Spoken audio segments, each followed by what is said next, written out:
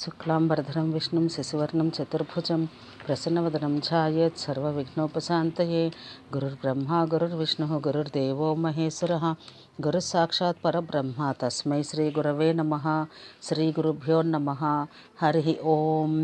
శ్రీరామ జయంతి. మేషమాసమందు పునర్వసు నక్షత్రమున మధ్యాహ్న సమయమందు శ్రీరామావతార పూజనం చేయటం.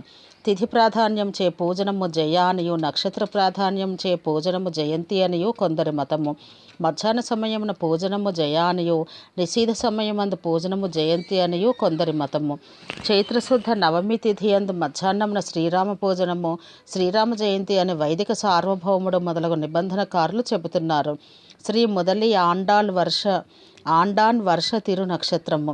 మేషే పునర్వసు దినే పాంచజన్యాంశ సంభవం యతీంద్ర పాదుకాభిక్షం వందే దాశరథిం గురుం. శ్రీ యతీంద్ర పాదుకానామం ధరించిన ఈ దాశరథుల వారు మేషమాసమందు పునర్వసు నక్షత్రమున పాంచజన్యాంశం చే జననం పొందిరి.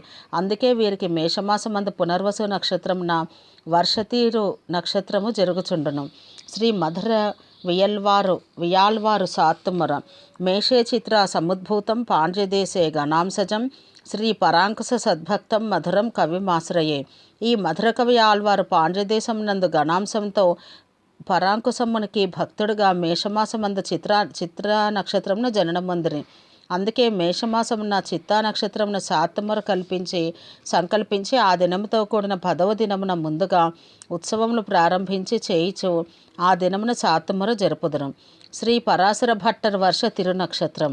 శ్రీ పరాశర భట్టర్ వారు చిత్ర నెల అనురాధ నక్షత్రమున జన్మించిన కావున సాంప్రదాయవేత్తలు వీరికి ఈ దినమున తిరునక్షత్రము జరుపుకొనుచున్నారు. నాగులాపురం శ్రీ వేదనారాయణ స్వామి వారి బ్రహ్మోత్సవం. ఇది వైఖానస శాస్త్ర ప్రకారం నవాహ్నికంగా జరుగును.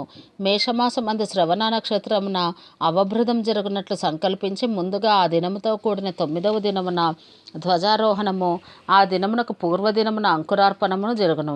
అంకురార్పణ దినముతో 10 దినముల ఉత్సవం జరుగును. ఉత్సవ వివరణము. పగలు 1వ దినము సేనాధిపతి ఉత్సవం అంకురార్పణం. 2వ దినం తిరుచి ఉత్సవం ధ్వజారోహణం పెద్ద శేషవాహనం. 3వ దినము చిన్న శేషవాహనం హంసవాహనం.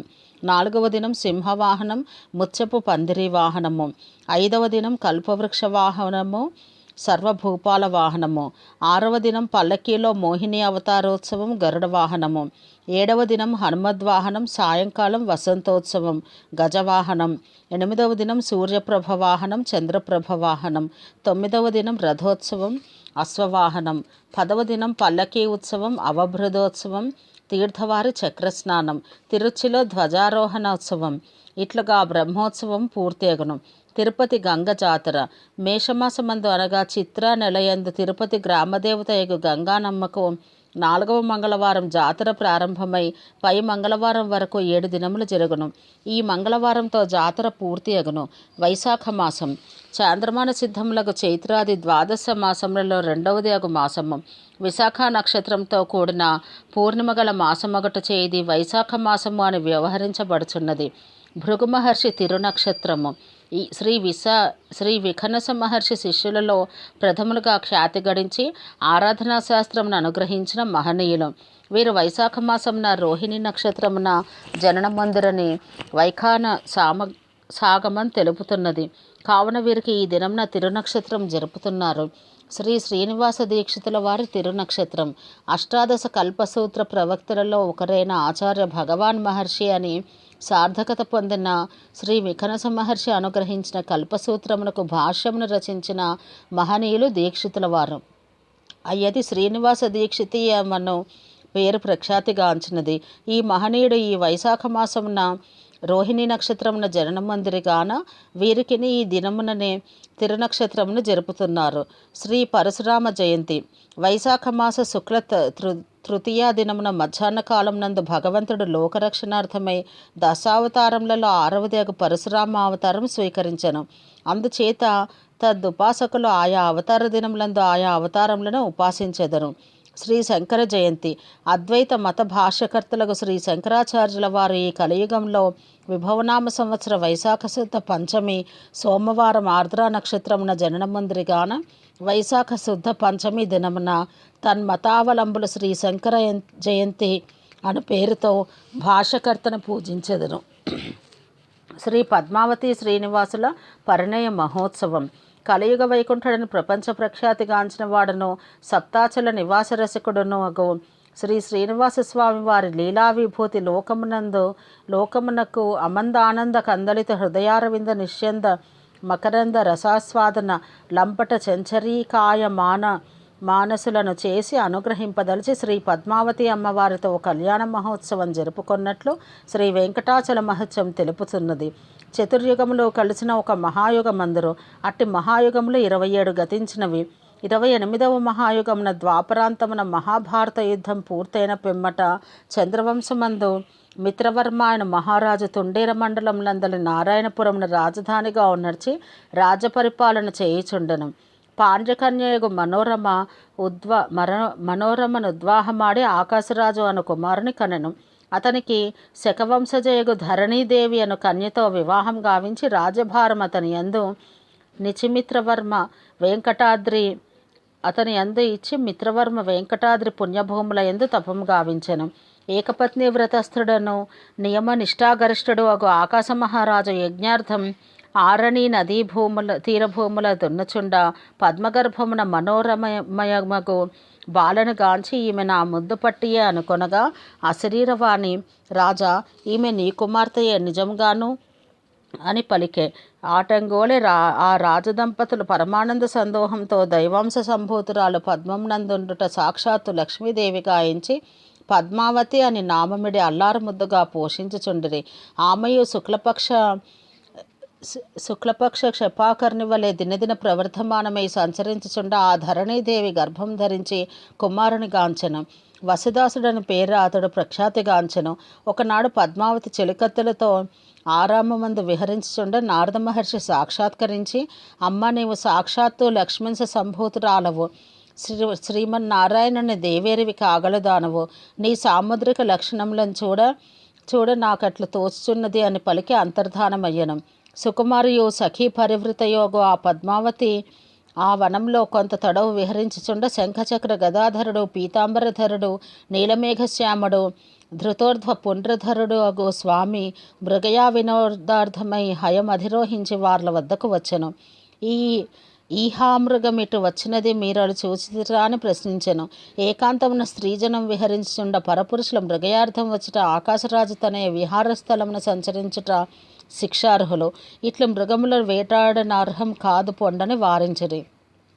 అయిన అంతా స్వామియు చిరునవ్వుతో అటులన ఆమె ఎవరో తెలిపిన నా స్వస్థానమునకు పోగలవాడని నేను.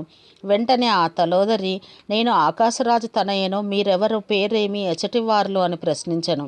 అంతా తన వృత్తాంతమును తెలిపి కామమోహితుడనై ఇట కరుదించి తినని స్వామి పల్క చెలికత్తెలు కుపితలై పరుషభాషణముల శిలాతాడనముల వెంటాడిరి. అతి కష్టంతో కొండకు చేరి విరహవేదన దోదూయమానసుడై శయ్యపై పరుండి యశోదావకులా భూత్వా వర్తతే వెంకటాచలే అని కృష్ణావతారమందుల యశోదాపుత్ర వాత్సల్యం చేయుట వకులాదేవిగా అవతరించి స్వామి లాలించుచుండే. ఆమె స్వామి దీనావస్థను గ్రహించి నాయన శ్రీనివాస ఎవరా భాగ్యవతి, నీ హృదయపీఠిని అధిష్ఠించగలిగినది అని అడగగా శ్రీరామ అవతారమందలి వేదవతి వృత్తాంతమును సవిస్తరముగా విన్నవించెను. సీత కోరికపై ఆమెను ఈ అవతారమును పరిగ్రహింతునని మాట ఇచ్చి తిని ఆమెయే ఈమె ఆకాశరాజు తనయ పద్మావతి అని తెలిపే. అంత వకులాదేవి కుమారుని కోరిక తీర్చనించి నారాయణపురమునకు బయలుదేరను. స్వామియు తన తల్లి ఆ కార్యమును సాధించినో లేదో అని సంశయంతో పులందిని వేషమున ముందుగా ధరణీదేవి అంతఃపురమునకు వెళ్ళి భవిష్య సూచనల పద్మావతి ఉదంతమును వివరించి తిరిగి వచ్చెను. తదుపరి వకులాదేవి ధరణీదేవి వద్దకు జని శ్రీనివాస వృత్తాంతం తెలిపెను. ఆర్య దంపతులను సంతోషంతో బృహస్పతిని రావించి విషయం విన్నవించి కన్యాయా జన్మ నక్షత్రం మృగశీర్షమితి స్మృతం దేవస్య శ్రవణన్ రక్షంతు తయోర్యోగో విచార్యతాం అని తెలుపగా తయోరుత్తర ఫల్గున్యాం వివాహం క్రియతామితి వైశాఖమాసే విధివత్ క్రియతాం అని పలికెను. అంత ఆ రాజు వైశాఖే శుక్లదశమి భృగువారే శుభదినే బంధుభిः సహ సంప్రాప్య మాముద్ధృత్య గణైः సహ హర్షేణ పాణిగ్రహణం కర్తవ్యం మే మనోగతం అని వర్తమానంను స్వామివారికి తెలిపెను. శ్రీ స్వామివారును అంగీకరోతు రాజేంద్ర కన్యాం తవ విశాంపతే అని తమ అంగీకారమును తెలిపెను. అంత వివాహ కార్యక్రమములు సాగెను. బ్రహ్మాది దేవతలను ఆహ్వానించి బంధుమిత్ర సపరివార సమేతముగా గరుడ వాహనారూఢుడై స్వామివారు నారాయణపురికి వేంచేయగా చతురంగ బలములతో ప్రత్యుత్థానము చేసి ఆకాశరాజు వైభవోపేతముగా శ్రీ పద్మావతి శ్రీనివాసుల పరిణయం జరిపించెను. ఇట్లా వెంకటాచల మహత్యం శ్రీ పద్మావతి శ్రీనివాసుల పరిణయ మహోత్సవం తెలుపుచున్నది. భవిష్యోత్తర పురాణం 9వ అధ్యాయము, వరాహ పురాణం 2వ భాగం 7వ అధ్యాయము. ఓం సహనావవతు సహనో భునత్తు సహ వీర్యం కరవావహై తేజస్వినావధీతమస్తు మా విద్విషావహై. ఓం శాంతి శాంతి శాంతి.